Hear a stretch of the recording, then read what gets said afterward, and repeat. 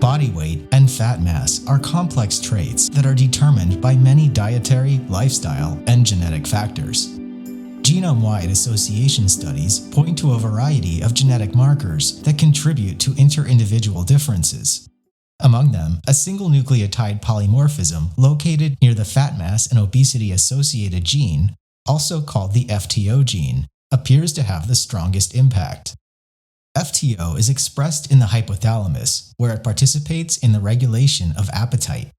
The A allele is associated with increased hunger, diminished satiety, and greater caloric intake, which accounts for the higher mean body mass index observed in large studies.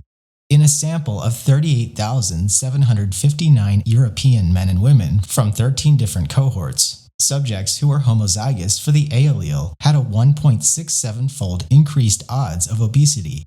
On average, they weighed about 6.6 pounds more than those with the TT genotype. The small body weight difference aligns with the well-known fact that no single gene regulates body weight and that other factors play a much bigger role. However, gene-diet interaction studies provide unique insights into what the FTO variant means for personalized nutrition. Several studies show that individuals with the A allele respond better to high-protein diets. A 6-month study of 737 adults found that a diet consisting of 25% of total calories as protein reversed the appetite-stimulating effect of the A allele. Similar findings were reported in a 2-year trial of 742 subjects, which found that the A allele carriers lost more weight than non-carriers on a high-protein diet. 25% of total calories is a good starting point.